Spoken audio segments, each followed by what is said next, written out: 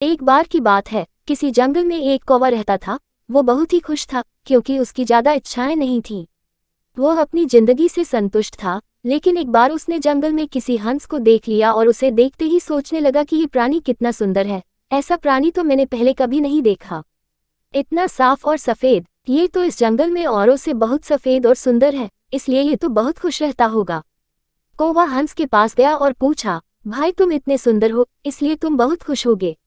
इस पर हंस ने जवाब दिया, हाँ मैं पहले बहुत खुश रहता था, जब तक मैंने तोते को नहीं देखा था। उसे देखने के बाद से लगता है कि तोता धरती का सबसे सुंदर प्राणी है। हम दोनों के शरीर का तो एक ही रंग है, लेकिन तोते के शरीर पर दो दो रंग है। उसके गले में लाल रंग का घेरा और वो सूरखरे रंग का था। सच में वो बेहद खूबसूरत था। अब कौवे ने सोचा कि हंस तो तोते को सबसे सुंदर बता रहा है, तो फिर उसे देखना होगा। कौवा तोते के पास गया और पूछा, भाई तुम दो दो रंग पाकर बड़े खुश होगे।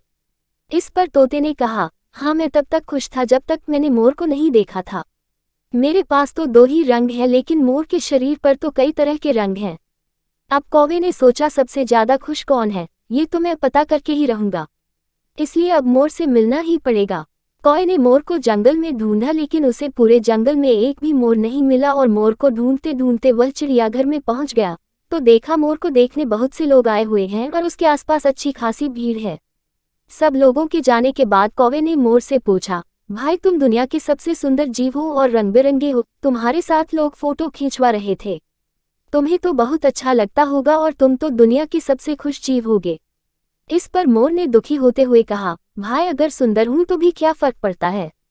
मुझे लोग इस चिड़ियाघर में कैद करके रखते हैं, लेकिन तुम्हें तो कोई चिड़ियाघर में कैद करके नहीं रखता और तुम जहां चाहो अपनी मर्जी से घूम फिर सकते हो। इसलिए दुनिया के सबसे संतुष्ट और खुश जीव तो तुम्हें होना चाहिए, क्योंकि तुम आज़ाद रहते हो। कौवा हैरान रह गया, क्योंकि उसके जीवन की अहमियत कोई दूसरा बता गया। दोस्तों, ऐसा ही हम लोग भी करते हैं। हम अपनी खुशियों और गुणों की तुलना दूसरों से करते हैं, ऐसे लोगों से जिनका रहन सहन का माहौल हमसे बिल्कुल अलग होता है। हमारी जिंदगी में बहुत सारी ऐसी चीजें होती हैं जो केवल हमारे पास हैं, लेकिन हम उसकी अहमियत समझकर खुश नहीं होते। लेकिन दूसरों की छोटी खुशी भी हमें बड़ी लगती है, जबकि हम अपनी बड़ी खुशियों को इग्नोर कर देते हैं।